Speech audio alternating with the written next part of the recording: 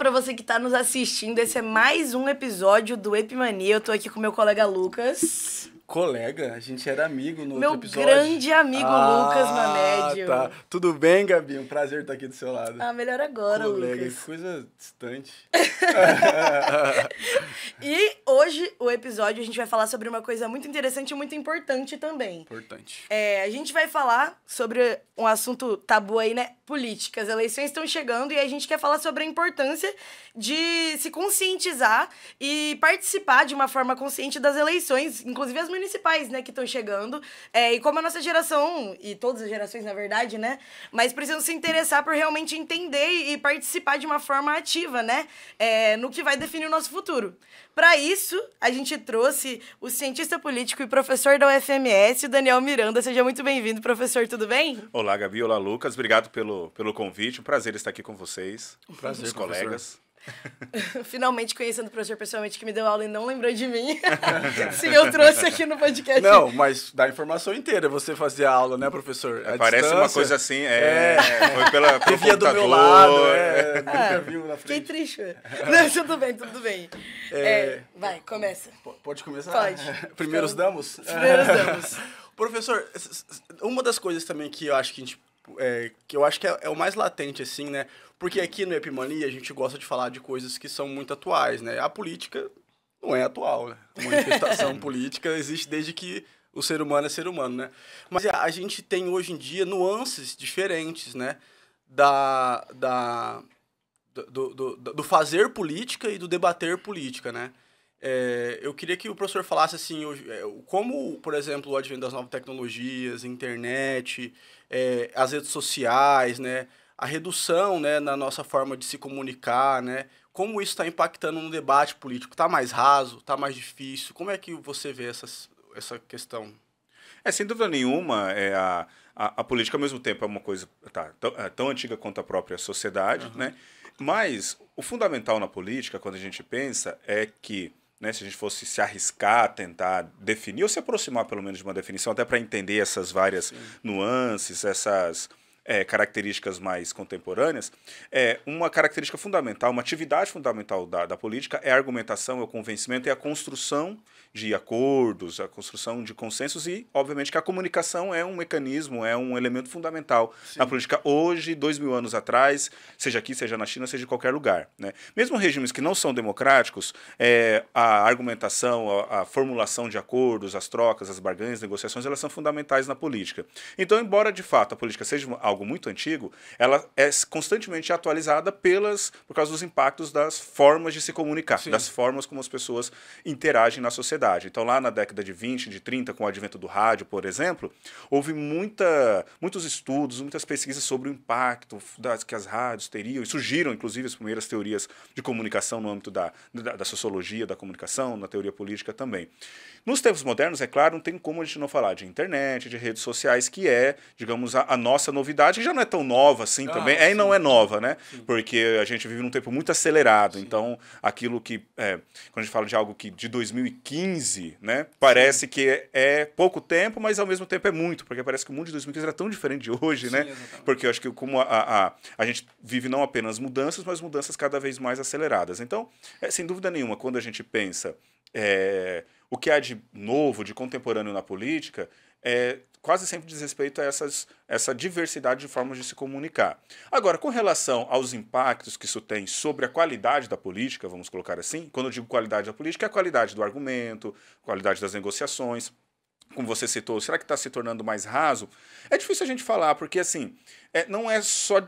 Assim, fake news é uma palavra nova, mas o uso de informações deliberadamente erradas, de fatos, de afirmações não verdadeiras, não é de hoje, né? Então a gente também tem uma atualização, que a gente chamou hoje de fake news, mas antigamente você falava de boato, calúnia, usava-se outros termos que ainda podem ser usados, é claro. Então eu penso que não necessariamente a nossa política se tornou mais rasa, mas eu acho que esse caráter mais raso da política ele vai se tornando cada vez mais exposto perante as pessoas, né? Agora, isso muda fundamentalmente as escolhas que as pessoas fazem. Eu não sei se as pessoas votam hoje ou fazem escolhas hoje melhor ou pior do que 10, 15 ou, sei lá, 50 anos atrás, quando a rádio dominava, ou quando a televisão dominava, ali nos anos 80, 90 até. Ou ainda tem muita importância, né? Antes já tinha cadeirada. Não, sim, não. A violência na política era até maior. Você tem o famoso... Não, em relação a isso, não, assim, é só porque a cadeirada é icônica, não tem jeito. a linguagem política já foi durante muito tempo a própria violência, né? Mesmo o debate político. É claro, assim, se você olhar ali os debates nos 80, 90, eram debates acalorados também, né? E, na verdade, sob certos aspectos, eu que cresci assistindo propaganda eleitoral e debate nos anos 90... era tão baixo quanto até pior. Sim, é que as pessoas estão assustadas. Está acontecendo em São clássicos Paulo agora. A gente tava em São Paulo, mas sem esse baixo nível, né? Eu acho nos anos 90 era muito baixo nível, vocês não têm noção. Maluf, Quércia, né? Sim, muito. Mas o que eu tinha pensado, uma coisa que a gente sempre conversa, né, Gabi, é como as pessoas atualmente se sentem muito obrigadas a falar, a dar a sua própria opinião sobre qualquer coisa, né? E essa vontade, a gente não sabe tudo sobre tudo, né? A gente sabe pouquinho de cada coisa, e às vezes nada, inclusive. E quando você é impelido a falar sobre uma coisa que você não sabe, você vai falar coisas que você não deve, né?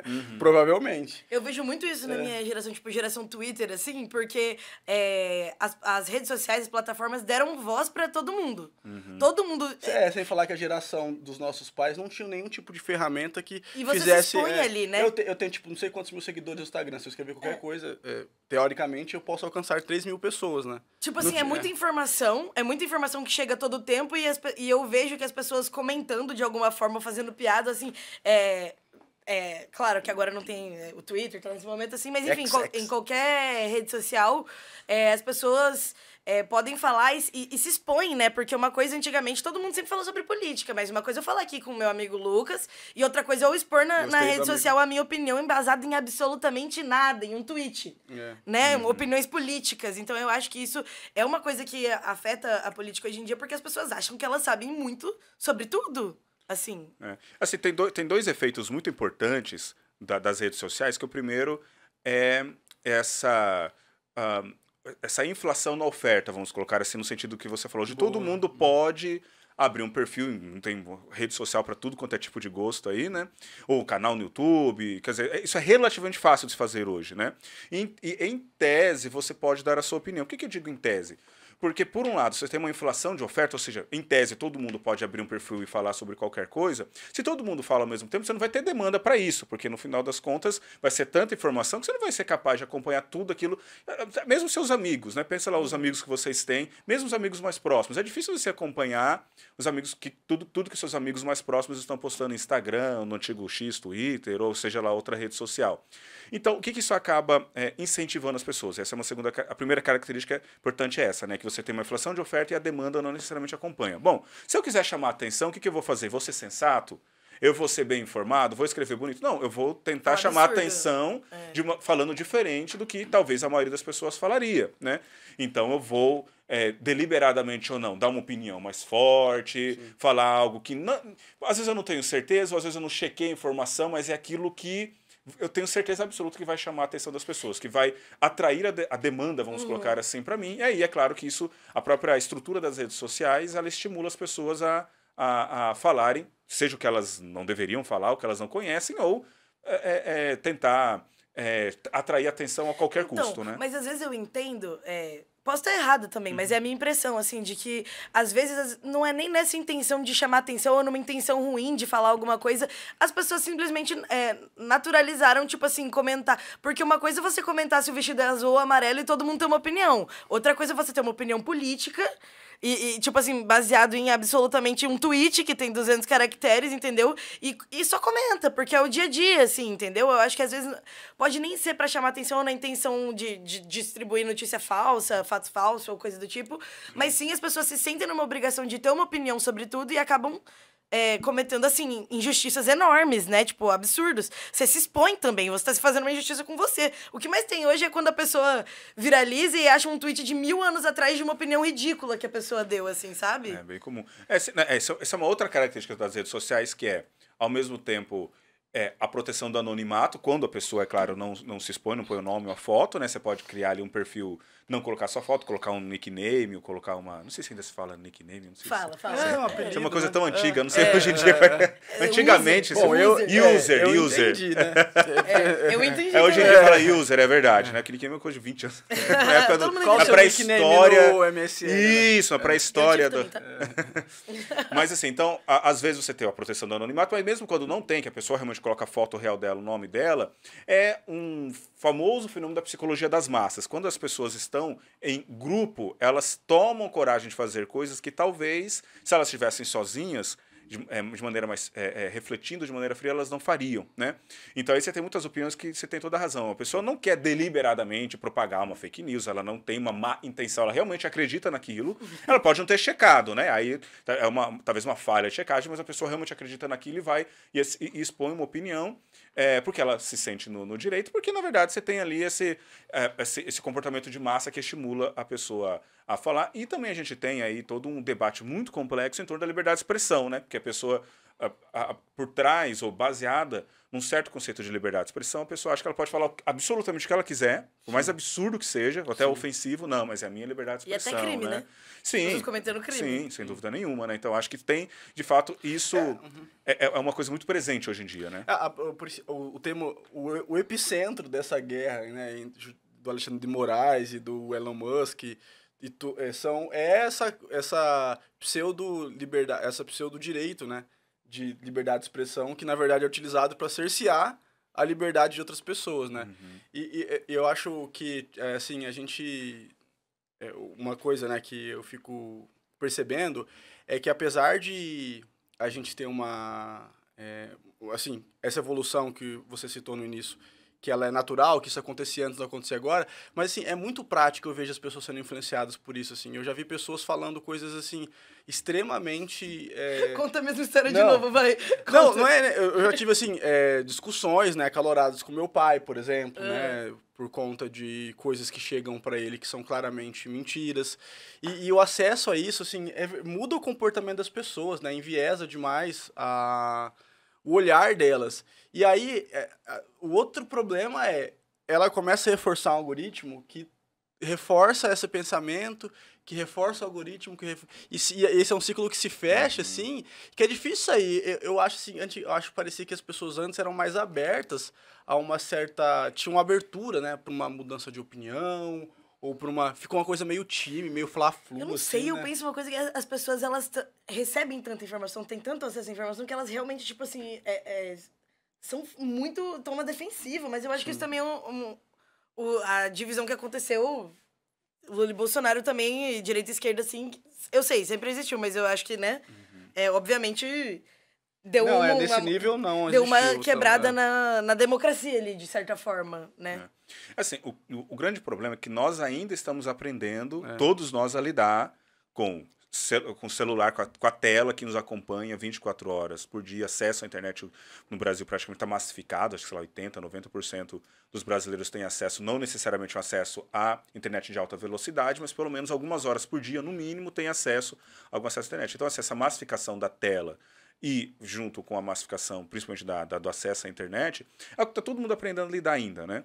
Então, eu penso que a gente tem uma série de temas polêmicos, como esse, por exemplo, envolvendo o tema da liberdade de expressão, regulação das redes sociais, né? Agora essa batalha aí do X-Twitter com Alexandre de Moraes, ou mesmo a regulação do uso das redes sociais, da internet. Teve no caso do Monark também, né? O outro apresentador de podcast sim, também. Sim. Então, todos esses casos, assim, mesmo quem tem algum lado, a favor ou contra, né? Muitas pessoas, assim, tentam ser mais equilibradas, né? Porque, por um lado, a gente tem o nosso ordenamento jurídico, tem ali as leis, mas as leis, elas não foram pensadas por um universo que é dominado por redes sociais e internet, né? Então, é óbvio que um juiz, não necessariamente o Alexandre de Moraes, mas o Poder Judiciário vai ter que, na ausência de uma lei clara, e às vezes não é fácil você criar uma lei específica para regular a internet, por exemplo, né? Não, com certeza. Ou até mesmo tem a questão, mas é necessário? Em que medida é necessário regular ou não, né?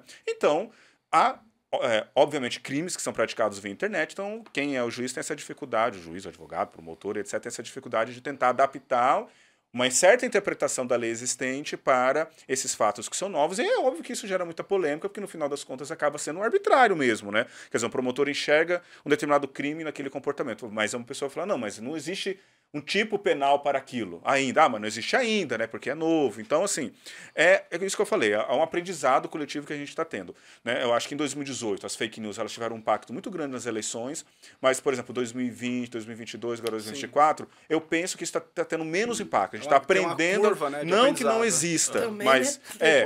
mas eu acho que aos poucos a gente vai aprendendo a lidar um pouco melhor com isso, a estabelecer alguns mecanismos de prevenção, as pessoas vão sendo de mais punição. educadas também, né? Eu acho que muitas pessoas acabam se vendo, pô, né? Tipo, isso aqui até pra mim tá muito exagerado, passou do limite, né?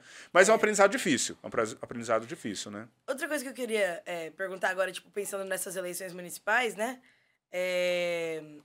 A internet, além de trazer todas essas dificuldades que a gente falou, ela trouxe uma forma diferente de fazer campanha, né? Hoje, os cortes em redes sociais, Twitter, estão fazendo... Estão levando a informação para muita gente, né? Tipo, é uma nova forma de fazer política, querendo ou não. Sim, ela capilarizou ainda mais, né? Porque antigamente, na era pré-internet, você basicamente tinha televisão, né? Que, claro, tinha uma capilaridade muito forte, né? Porque já nos anos 95% dos lares brasileiros tinham acesso à televisão, então chegava, né? Propaganda eleitoral gratuita chegava, só que a pessoa desligava, não queria assistir, ia fazer outra coisa, né? Ou santinho na rua, bandeirada, essas coisas, que ainda existem, é claro, né? Mas na internet você tá ali, aquele conteúdo vai chegando para você, mesmo quando você não quer, você está constantemente sendo exposto, né? Só que, como assim, chega a informação, você tem razão, porque chega mais informações para as pessoas. Só que a lógica da internet, cada vez mais, né, nos últimos anos, vem sendo dominada, né, essa chamada economia da atenção, ela é dominada pelo estilo TikTok, né, que é você fazer coisas tão curtas quanto possíveis, né, e que chamem a atenção rápido das pessoas, porque senão a pessoa já vai mudar, né? Tipo, ela não vai prestar atenção, ela não vai ter foco muito naquilo, né? Então, ao mesmo tempo que você tem a informação, é uma informação quebrada, detalhada, né? Não detalhada, desculpa, mas uma informação picada, vamos colocar assim, né? Nunca é uma informação muito complexa, porque não cabe em 20 segundos, 15 segundos de um vídeo, ou às vezes num post, né? Então, ao mesmo tempo tem, mas é uma informação, digamos, um pouco mais pobre, né? Mas eu acho que isso prejudica muito o debate político, assim, o debate mesmo, eu digo assim, até o debate de televisão, assim, porque, nem falando do Marçal, porque é óbvio, né, o Marçal não precisa nem entrar, tipo assim, o jeito que ele fala, assim, mas eu digo assim, até que em Campo Grande, você vê nos debates, quando os candidatos vão falar, eles estão preocupados no corte que eles vão fazer, assim, entendeu? Sim. Tipo assim, aí inventa apelido pra aí, tipo assim, estão mais preocupados em chamar um de comunista, aí o outro chama outro de prefake, tudo porque claramente, aquilo tá claramente... Prefake, teve isso? Teve, a Camila Gera chamou a Adriane Lopes de prefake. A segunda agora, no Media Max. Velho. Corta esse aí. Não é ao vivo, não ele vai editar. Ele vai Pode editar. falar, Media Max. O Thiago vai editar. Ouvi dizer que no debate... Num debate que de teve aí na jornal, segunda. Isso, de um outro jornal aí. Enfim, aí dá pra ver que as pessoas, elas estão... Até no debate... Frases de efeito. Isso, sim. tipo assim, muda o debate político, pô, tá atrapalhando o debate. Sim. Porque aí tem um casamento, né? Porque por um lado você tem a televisão ainda é importante, esse debate tradicional ainda é importante, mas as pessoas cada vez mais vão formatando, pensando lá na frente justamente os cortes que vão gerar. Então a maneira como o pessoal olha para a câmera, o ângulo, a postura do corpo, as frases de efeito, as frases decoradas, os apelidos, tudo isso é milimetricamente pensado para posteriormente facilitar o recorte, né? Embora alguns candidatos sejam mais profissionais do que outros, né? Exato. Porque tem alguns que são bem assim, aquela câmera meio tremida, faltou ali, mas tudo bem, né? Que são mais profissionais, tipo assim, as pessoas que vão, eu penso assim, as pessoas que vão para falar de proposta no debate não tem mais visualização, assim, o mesmo algoritmo que tem a pessoa que vai fazer. Não, assim, ó, primeiro eu acho que tinha que problematizar, assim, o debate em si. De verdade, assim, raramente vi, assim, debates que são produtivos, assim, né? Os formatos, debate com mais de 2, 3 fica estranho. Eu nunca achei, assim, que o debate com 2... Os debates com turno, geralmente, eu acho eles muito mais proveitosos, né? Porque você consegue ter uma conexão entre o que um fala e o outro fala. Existe uma dialética, uma resposta, né? Esses debates cruzados... Não tem nada a ver, né? Porque existe uma pergunta, mas não existe uma resposta, não existe uma réplica, não existe uma tréplica, cada um fala o que quer, né? E ainda atravessado por essa questão que a Gabi falou aqui, né? Do teatrinho, assim, né? É porque uma das grandes dificuldades, por exemplo, quando você tem, que nem Campo Grande agora, tem 7 candidatos, né? Embora pela lei, quem organiza debate não é obrigado a chamar todos, né? Porque a lei obriga chamar apenas aqueles candidatos, partidos que têm representação na Câmara de Deputados, então daria para reduzir ali, tirar mais um ou dois, não, acho que um só. Né? Mas ainda assim ficariam 6, né? Quer dizer, de todo caso ainda seriam muitos, né? E aí você tem que chamar todo mundo, aí tem que dar o mesmo tempo para todo mundo para evitar problema com a justiça eleitoral e realmente engessa o debate. E o segundo turno, normalmente os debates são melhores. Mas além disso, eu acho que um grande problema é que a gente tem também, assim, principalmente esses candidatos menores, assim, que não tem... que estão lá por outros motivos que não a disputa da prefeitura, necessariamente, né? Claro que são candidaturas legítimas, a gente vive numa democracia, mas assim, acaba que o debate vira muito... Uma pessoa faz uma pergunta, ao invés da pessoa responder, ela responde outra coisa, nada a ver. Então, assim, eu acho que as regras do debate acabam sendo muito frouxas, porque as pessoas fogem do assunto, vão falar de outra coisa, responde, tem 1 minuto para falar, fala 10 segundos sobre o assunto e 50 segundos, falam 10 segundos de um assunto e 50 segundos de outro. Sim. Então, eu acho que no final das contas acaba havendo um pouco compromisso e também um certo despreparo dos candidatos, né? Porque, assim, se você é candidato a prefeito da cidade, principalmente uma cidade do tamanho de Campo Grande, você não consegue falar 1 minuto sobre saúde, sobre sua proposta sobre saúde. Pô, meu amigo, com essa proposta que você tem, que 1 minuto é para ser pouco, né? Ou transporte público, ou geração de emprego, ou meio ambiente, ou, sei lá, qualquer infraestrutura. assunto sobre a cidade. Exatamente. E aí você nota que, eu já assisti todos os debates, assim, que as pessoas, às vezes, 1 minuto é muito. A pessoa tá ali enrolando. Então, um pouco é o formato do debate, o outro é o despreparo dos candidatos. Daí não tem regra que vá compensar o despreparo de alguns candidatos, né? E como é que você vê essa... Eu acho, assim, Mato Grosso do Sul, Campo Grande, né? Você quer falar alguma coisa na esteira do que? Porque eu vou meio que mudar de assunto, se você quiser falar alguma coisa. Não, pode mudar, eu tava dando risada do seu aqui, realmente. Não, porque tem uma coisa, assim, que eu fico reparando, né? Que é a composição, assim, político-ideológica daqui de Mato Grosso do Sul. E de Campo Grande, agora eleição municipal, vou tentar falar de Campo Grande, né? Assim, primeiro que eu vejo sempre uma tendência que nas grandes cidades, né? Elas são mais cosmopolitas às vezes, têm mais acesso elas é menos homogêneo, né? Tem mais vertentes políticas e tudo mais, né? Mas, assim, Mato Grosso do Sul e Campo Grande são ambientes extremamente conservadores, assim, né? Do ponto de vista do eleitorado, né? Você acha que, assim, isso tem existe alguma possibilidade de quebra nisso? Realmente... Porque, assim, se a gente olhar as candidaturas, nós temos... 2 candidaturas de...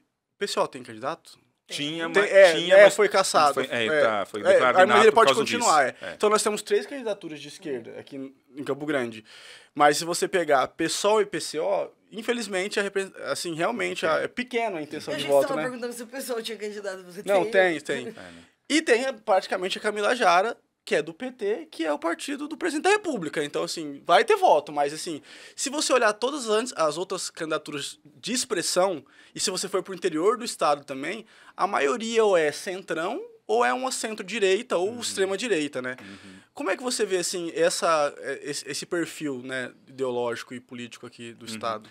Sem dúvida nenhuma, a gente tem... Acho que são 2 fatores, né? O primeiro fator é que, de fato, a gente tem uma predominância de valores mais conservadores, que é um pouco típico do perfil das cidades do Mato Grosso do Sul, que a maioria das cidades do Mato Grosso são pequenas, né? Sim. 30, 40, 50 mil habitantes. E, portanto, em cidades pequenas, em regra, ou geralmente, são cidades mais dependentes de atividades do agronegócio, etc., que o agronegócio, de modo geral, é mais conservador, né? Não é homogêneo, não é um setor homogêneo também, né? Que nem evangélico. O evangélico também não é homogêneo, embora a maioria até você possa classificar como conservadores, mas não dá para falar que todos são, né?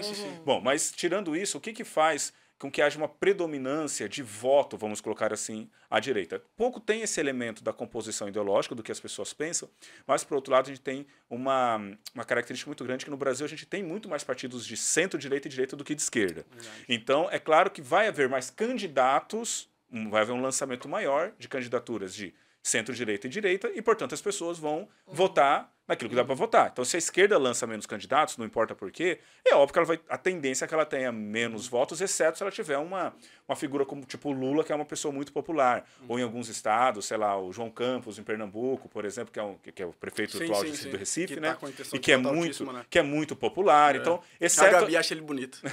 Nossa Senhora. Todo mundo acha.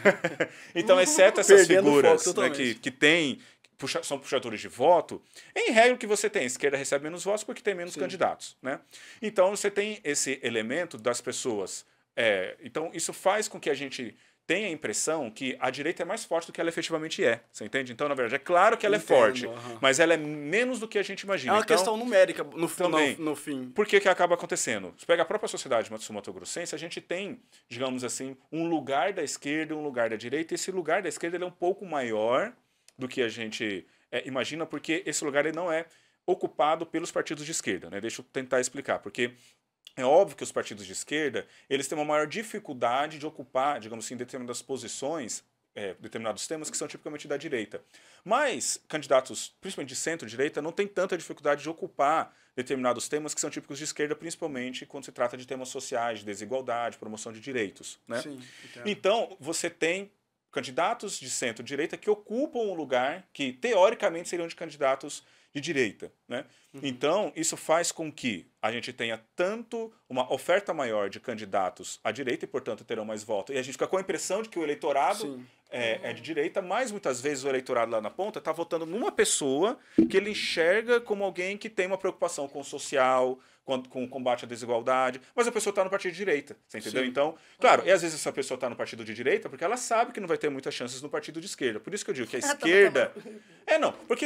Não, a Tabata Amaral é de um partido de centro-esquerda, né? O PSB é isso, o PSB é um partido de centro-esquerda. E às vezes a pessoa faz essa migração, obviamente, pensando... Vou dar um exemplo aqui, sem fazer nenhuma propaganda. Você pega o Abílio Vanelli, era do PSOL, candidato ao governo.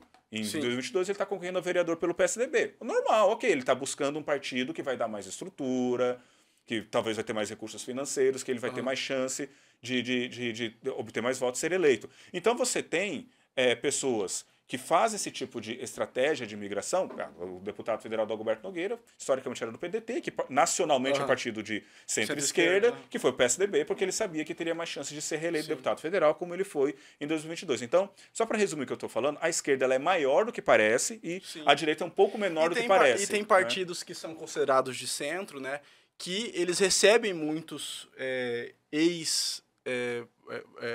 outros de outros partidos de esquerda. O MDB, por exemplo, é um partido que tem muita migração de gente que era da esquerda e vai para o MDB, né? Porque ele, apesar de ser centro, ele não tem essa carga que nem tem alguns, né? Tipo PL, assim, não é essa coisa pesada de direita, né?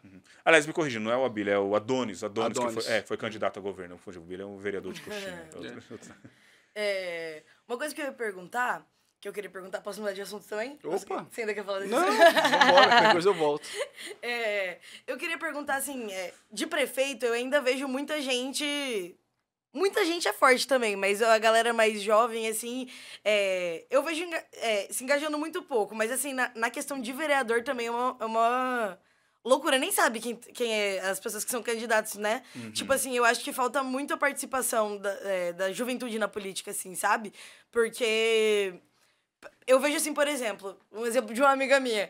Ela, nossa, nas eleições para presidente, ela, tipo assim, nossa, odeio tal candidato. E aí, para prefeita, a pessoa, tipo assim, posta apoiando o candidato do partido, assim, porque não importa para as pessoas muito, né, as eleições de agora. É comum, às vezes eu vejo muita propaganda, aparece a foto do candidato e o número. E às vezes eu não como são muitos, são mais de 30 partidos, às vezes eu falo, que partido que é esse aqui mesmo? Às vezes pelo número eu não reconheço, né? Porque às vezes é um partido... E demora para descobrir qual que é o partido, porque os próprios candidatos, eles colocam o número. Mas se você não sabe... qual que é o número do partido, você fica, gente, esse dia eu demorei para descobrir de que partido que é essa pessoa. Porque realmente, né, assim, o que acontece? As regras eleitorais no Brasil, o sistema eleitoral, ele empurra, vamos colocar assim, os candidatos a fazer campanhas personalistas, centrados na pessoa. Né? Porque, muito resumidamente, né, a eleição de vereador, para deputado federal e deputado estadual também, ela é feita sob regras que a gente chama de representação proporcional, né, que se calcula o quociente eleitoral, o quociente partidário, etc. Eu não vou entrar nos detalhes técnicos, mas basicamente o que acontece? O candidato, para ele ser eleito vereador, por exemplo, o partido dele precisa ter uma votação mínima, precisa ultrapassar um teto, e uma vez que o partido ultrapassa esse não teto, né, mas esse piso, né, quando ele ultrapassa essa barreira, ele tem direito a uma vaga na Câmara de Vereadores, ou 2 ou 3, conforme a sua votação. Só que uma vez que o partido tem, sei lá, 3 vagas na Câmara de Vereadores, o que determina o candidato que vai ser eleito, aí é a votação individual. Então, o candidato a vereador, ele é obrigado a fazer campanha contra os candidatos dos outros partidos e contra os candidatos do partido dele. Então, você tem uma guerra de todo mundo contra todo mundo, né? Porque eu tenho que ter, não só mais voto do que o meu adversário do outro partido, mas do que vocês, que são do meu partido também. Tem que ser o primeiro do meu partido. Exatamente. Se eu não for o primeiro do meu partido, eu não vou ser eleito vereador. Garantido, né? Então, é óbvio que isso faz com que cada candidato tente chegar ao eleitor não pelo partido. Ah, vote em mim porque eu sou do partido X. Não. Chegar, vote em mim, Daniel, porque eu sou melhor, porque eu tenho experiências, eu tenho competência, assim por diante, né? E essa coisa de prestar atenção também. A gente tem mais de 400 candidatos a vereador em Campo Grande. Claro que as pessoas vão acabar não prestando atenção. Às vezes não sabe se perguntar quais são os 7 candidatos a vereador, a prefeito, né? Talvez as pessoas nem sabem exatamente qual é o nome dos 7, né? Quem dirá os 400. Então acaba muito assim, vereador acaba sendo muito... as pessoas acabam escolhendo muito pela proximidade, né? É um primo, é um vizinho, alguém do meu sindicato, lá da universidade, ou do meu emprego, alguém falou, né? Então, eu escutei essa semana de uma pessoa da minha família, não vou falar quem foi, mas você sabe quem é. Vereador nem faz nada, tem que colocar alguém que você conhece, que vai, se você precisar, vai te ajudar. Mas a lógica acaba sendo muito essa, infelizmente. Né? A lógica acaba sendo, a maioria das pessoas enxerga no vereador esse papel de mini-prefeito, né? Aquela pessoa que é mais próxima, né? É mais próxima e vai me fazer um favor quando eu precisar, né? No fundo, acaba sendo muito uma isso, vaga né? no hospital. Tipo assim, infelizmente, isso sentido. Embora os vereadores tenham, hoje em dia, um poder limitado, né? Mas as pessoas acreditam, né? Não, se você é amigo do vereador, ou ser próximo, talvez você vai conseguir uma vaga, alguma coisa assim. Mas né? é que constrói uma base muito difícil, né? Tipo assim, sei lá... É porque historicamente sempre foi assim, no fundo, né? Durante séculos no Brasil, compra de voto, essas coisas sempre existiu assim a rodo, né? Ainda existe, mas é maneira residual, né? A gente sabe, a justiça tenta ali coibir isso, e com voto, quando o voto é efetivamente secreto, você diminui muito a eficácia da compra de votos. Mas até quando o voto era impresso, isso era relativamente comum no Brasil. Então ainda tem a cultura, a herança, né? De enxergar no vereador alguém que vai fazer um favor, que vai fazer uma troca, assim por diante, né? Tem uma coisa que a Gabi falou agora que eu sempre ouço, assim, né? Que a gente só pensa em política durante as eleições e tudo mais, né? Mas até que ponto, assim, também a gente é obrigado a ficar... Por exemplo, assim, acabou a eleição, eu vou viver minha vida, né, cara? Quem tem que governar é quem tá eleito, né? Mas, eu entendo essa ideia de que a gente precisa prestar atenção, né? No que os nossos representantes estão fazendo e tudo mais. Mas até que ponto o professor vê, assim, em que isso é saudável, né? De prestar atenção, fiscalizar, tá lá, né? O exercício da cidadania mesmo, né? E até que ponto também a pessoa pode ficar relaxadona, assim, sem ficar bitolada, entendeu? E ver a vida dela e, sei lá, carpir o lote dela, entendeu? Esse é um equilíbrio difícil, assim. Se a gente pegar, assim, a própria ideia de representação é essa, né? Eu vou botar alguém lá para fazer algo que eu acredito que ele vai fazer bem feito porque eu não quero ou não tenho condições de fazer. Sim. Então é normal, acabou a eleição, eu vou viver minha vida, né? E a gente brinca que quanto menos as pessoas... Assim, se as pessoas prestam menos atenção na política, das duas, uma. Ou porque a vida dela tá boa, então se tá boa, ok, a política tá funcionando, né? Ou a pessoa, de fato, é tão alienada que ela não consegue enxergar que, eventualmente, os problemas da vida dela passam também pela política, né? Então, no fundo, assim, é difícil a gente separar um tipo de eleitor do outro, né? Porque que eleitor que é consciente, mas que, beleza, eu votei lá num fulaninho para deputado, para vereador, ou governador, ou prefeito, e eu confio naquela pessoa, ok, você vai realmente cuidar da sua vida, isso não é necessariamente alienação, né? Simplesmente você deu um voto de confiança, e se você notar que aquele voto de confiança foi traído, que tudo piorou na sua vida, é claro, você vai lá cobrar a pessoa, ou vai votar contra depois, né? Agora, o grande problema realmente é essa pessoa que é completamente alienada, né? Assim, no sentido de que a vida dela não está tão boa, mas ela não acompanha nada, e a dificuldade é como que você traz essa pessoa para a política, embora no Brasil, assim, acho que de 2018 em diante, nós estejamos inundados por temas políticos, né? Seja por causa do 8 de janeiro, esse debate, essa guerra entre o X-Twitter e o Alexandre de Moraes. Então isso faz com que as pessoas estejam pensando muito sobre política, né? Muito, muito sobre política, mais talvez até que elas gostariam, né? Então isso vem trazendo as pessoas para fora, vamos colocar assim, desse lugar de conforto, que acho que a maioria das pessoas talvez queria ficar, de já votei, agora quero ver minha vida, só me preocupar com isso daqui 2 anos, né? Então acho que a gente vive uma situação meio excepcional, porque não era assim 10 anos atrás, né? A gente está sendo muito inundado por esses... E sendo chamado a se posicionar, a falar... E aí acontecem as distorções, né? De gente que não sabe fazer esse debate, né? Assim, pessoas que... Pode falar. Então, eu tenho uma pergunta que pode ser burra, tá? Pode ser burra, Não existe pergunta burra. Não existe. Mas tudo bem. Antigamente já existiam essas figuras que não entendem nada de política, tipo assim, concorrendo pra cargos, tipo assim, umas pessoas malucas, assim, tipo... Não, porque antes eu penso assim, você pensa uma pessoa maluca, eu penso, tipo assim, no, sei lá, Tiririca, pior do que tá, não fica. Mas não eram umas figuras dessa, tipo assim... Era inofensivo, eleição pra né? São Paulo, entendeu? Tipo assim, que tá uma maluquice. As pessoas saindo no soco, em debate... A gente pode esquecer da figura do Jânio Quadros, que inclusive era campograndense, né? Não era, na época era Mato Grosso ainda, era uma mas caricatura, que foi presidente da República e renunciou, assim, né? E depois foi prefeito de São Paulo, né? Para dizer que, assim...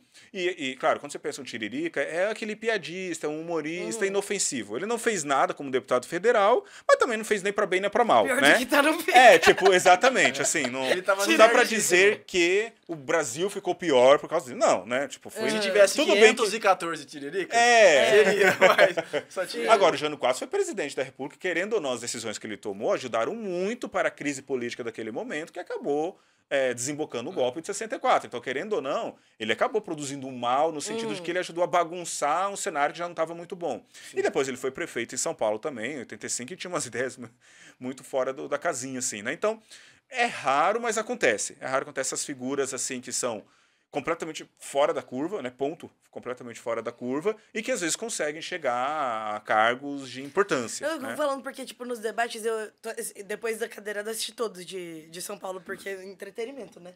Enfim. E aí. E do soco, você viu? Via, tava assistindo. Que eu gostei do conceito, né? Porque claro que eu tava assistindo. Porque é um podcast que organizou, achei diferente, né? Tava Aí, assistindo. Gabi, vamos na eleição que vem? O que você acha? Segundo turno, ainda dá tempo. Brincadeira. Segundo turno dá tempo. Verdade, dá tempo. Só 2, verdade, hein? Se cuida, mídia Só daí vocês colocam...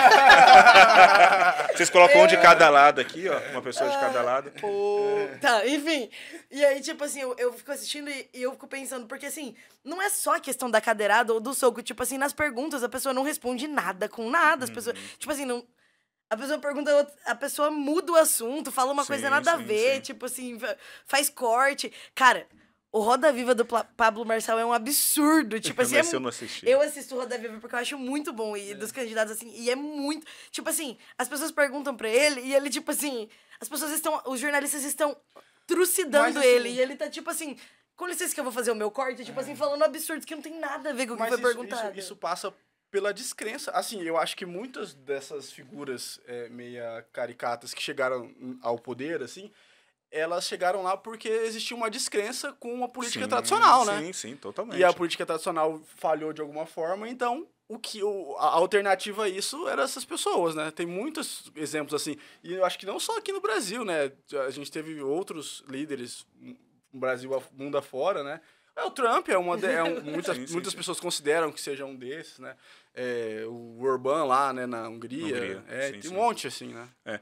O Pablo Marçal, ele é o extremo da espetacularização da política. Porque, assim, todo político, para ele, obviamente, chamar a atenção, isso mesmo antes de internet, etc., ele não é só o conteúdo, mas saber comunicar. Você pega o Enéas, por exemplo, se tornou famoso porque ele tinha pouco tempo, tinha as ideias dele lá, ok, né? Às vezes... As pessoas, né? Mas era inteligente, pelo menos. Mas ele encontrou uma maneira de, em 1 minuto, se comunicar e criar ali uma ligação com as pessoas, né? Mas mesmo outras pessoas, o Fernando Henrique, o Lula, Dilma, Aécio, esses grandes pessoas, a Alckmin, Serra, que concorreram à presidência da República, não basta você ser uma pessoa preparada, estudada, você tem que saber como se comunicar, né? Então, a forma é tão importante quanto o conteúdo na política. Só que figuras como o Pablo Marçal, como o Tiririca, que era inofensivo, né? Pablo Marçal, que não é tão inofensivo, né? Como a gente já está vendo aí, é só a forma, não tem o conteúdo, né? Esse que é o problema, é a pura espetacularização, né? Então as pessoas ligam na televisão e deve estar batendo um recorde de audiência todos esses debates, porque as pessoas querem ver o show do Marçal, virou um stand-up comedy, né? Virou aquela coisa assim. Tava rolando o que vai debate ter... do Flow de São Paulo e o de Campo Grande, e eu tava assistindo de São Paulo. Mas a maioria das pessoas, acho que nunca os brasileiros fora de São Paulo assistiram tanto o debate de São Paulo, nunca, por causa do Pablo Marçal. Se tivessem tirado ele desde o começo, provavelmente teria pela metade a audiência, com certeza, né? com certeza. Porque as pessoas esperam, ela vê o espetáculo, a briga, o ratinho, né? Vou lá pra ver a briga, o teste do DNA, né? Eu quero ver quero que dê porrada no final, então eu vou ficar esperando até o final para ver se vai sair a porrada, né? Então isso prende o eleitor para ver qual que vai ser a pérola daquele dia, mas infelizmente acaba degradando a política, né? Como até a Tabata falou, poxa vida, né? Eu fui lá, fiquei 2 horas falando das minhas propostas, amanhã a gente vai falar do soco que ele deu. E é verdade, só vão falar do soco. E é verdade. Ninguém nem lembra do que Tabata, Boulos, Nunes, ninguém nem lembra o que essas pessoas falaram, né? Só vai falar da agressão, da violência, do corte, né? E assim por diante. É assim, querendo ou não, funciona, né? Sim, funciona. Esse método funciona de ser um doidinho. Para o Pablo Marçal funciona 100%, porque assim, mas a gente não me pode parece esquecer que tem um teto, né? Porque ele bateu e parou, né? Na questão das pesquisas, assim, ele não tá avançando naquele limite que como ele... é um espetáculo, é porque também tem um efeito que é o seguinte... A rejeição sobe muito, São Paulo né? tá tendo muito debate. Eu não me lembro em 2020, né? 2020 que foi a última eleição, ter tanto debate. Tem muito debate em São Paulo. Cara, acho que é um debate a cada 2 dias. É porque não tem só a Mais TV, né? Isso, justamente. Então, assim, é muito debate. Então, é óbvio que isso ajudou. E aí, como o Pablo Marçal não tem tempo na televisão, porque o partido dele é muito pequeno, acho que ele ganhou muito mais notoriedade no debate do que a internet. Claro, a internet ele já tinha uma legião de seguidores. O cara, né? Mas até derrubaram as redes sociais dele, ele fez outras. Sim. Não, e deve ter feito super rápido, né?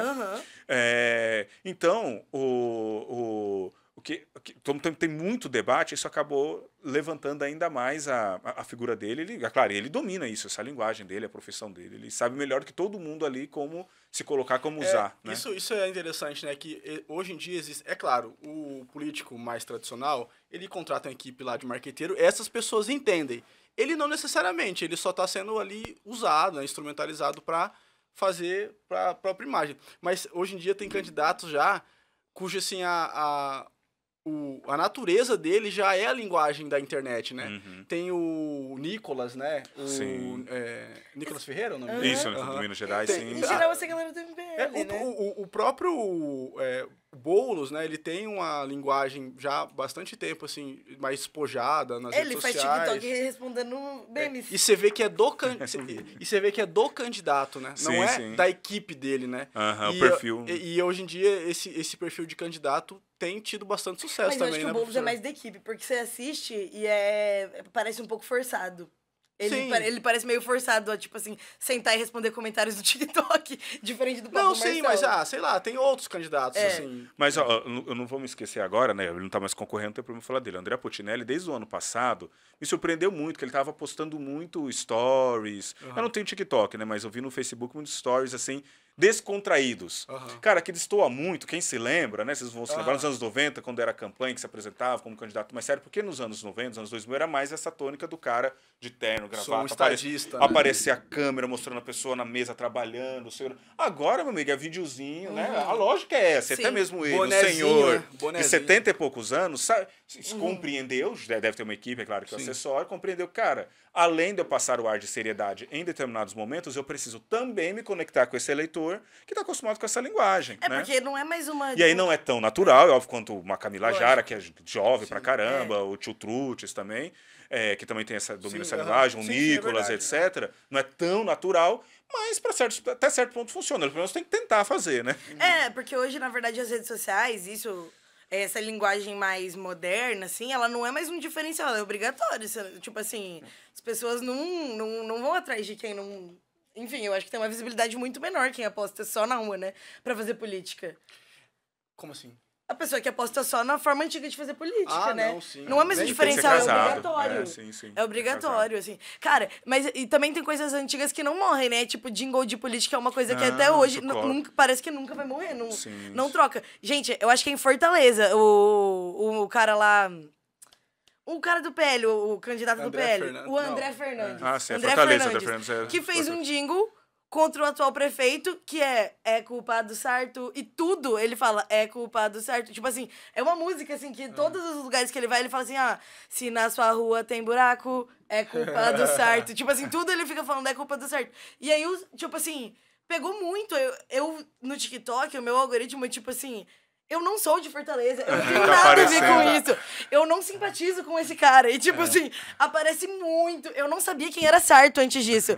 E o que aparece de gente e de todos os lugares, do Brasil falando sobre esse jingle do cara. É. Tipo assim, é absurdo. Absurdo não, tipo, mas... São estratégias que com certeza... Inclusive, muita gente colocava a TV como carta fora do baralho, e a própria eleição de São Paulo mostrou que o tempo de TV do prefeito Ricardo Nunes foi essencial para ele se recuperar nas pesquisas, né? Sim. Porque, querendo ou não, você tem um casamento aí entre, né, esses candidatos que têm mais tempo de televisão, e normalmente eles também têm mais recursos, porque uma coisa vem casada com a outra, né? Tem mais dinheiro. Então eles acabam não apenas tendo tempo de televisão, mas acabam ocupando isso bem feito, porque acabam contratando, é claro, boas produtoras de vídeo, então é aquela coisa super mega profissional, né? E aí, a partir disso, eles também aproveitam aquele programa que vai ao ar e jogam nas redes sociais também, então eles acabam otimizando esses recursos, né? Então, a linguagem da televisão e a própria televisão enquanto meio, né, de comunicação, ela tem muito impacto, muita importância ainda, né? Não é desprezível. Talvez a gurizada jovem que está votando pela primeira vez não assiste tanto, né? Mas o pessoal da minha idade ou para cima ainda acompanha a televisão, gente né? ainda, e todos votam, Sim, né? Então, assim, existe um impacto. Acho que até a galera jovem assiste, mas em outro formato. Isso, tipo assim, não assiste na televisão, mas aquilo No- vai pras redes sociais. Sim, Principalmente sim. o que chama mais atenção, assim.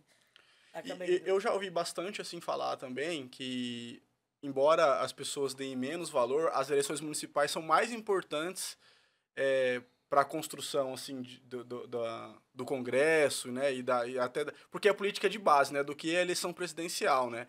E a gente voltando a um ponto que a Gabi falou, que eu só queria reforçar isso, que realmente as pessoas, apesar de ter um engajamento maior, elas costumam não dar tanto valor assim. Por exemplo, realmente, eu falo por mim, né? A eleição presidencial me mobiliza muito mais Eu também. do que a eleição para prefeito ou para vereador, enfim. Principalmente porque aqui em Campo Grande é mais distante eu de um vereador ou do prefeito, né? Mas a eleição municipal ela tem uma importância, assim, eu queria que você tentasse sacar um pouco dessas diferenças, né? E do impacto, né, dessas mudanças da base nas eleições municipais, né, vereadores e prefeitos, para presidencial, que senador, deputados, enfim. As eleições nacionais, principalmente para a presidência da República, como você falou, às vezes o eleitor parece que tem mais conexão com ela, embora o presidente esteja lá em Brasília, seja ele quem for, né? Então ele está muito mais distante do que o prefeito que está aqui, que você pode ir lá, em tese, na prefeitura, né? Tipo, você pega um carro, um ônibus, um Uber, etc., você está lá.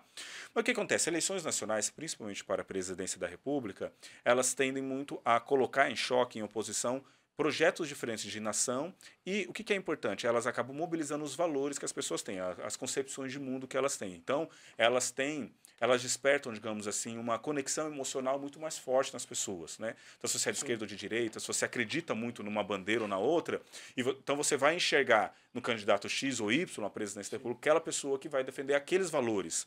Já na cidade, geralmente, em eleições municipais, não há muito espaço para ideologia. Se você tem um buraco na rua, não importa se você é de esquerda ou de direita, você tem que tapar o buraco da rua. Se está faltando remédio na unidade de saúde, médica, etc., não tem muito espaço para esquerda e direita. Então, por um lado, de fato, as eleições municipais desse aspecto são mais importantes, porque você eleger um bom gestor municipal, provavelmente a sua qualidade de vida vai melhorar. Sim. Talvez mais do que a escolha de presidente. Porque o presidente vai tomar uma decisão lá que até chegar em você vai demorar muito. Agora, um prefeito que, se for bom, uma pessoa boa de gestão, cara, você vai melhorar a sua infraestrutura, a sua vida vai melhorar e vai relativamente rápido, entendeu? Agora, isso não tem apelo emocional nisso. Qual que é o apelo emocional? Não tem apelo emocional nessa medida.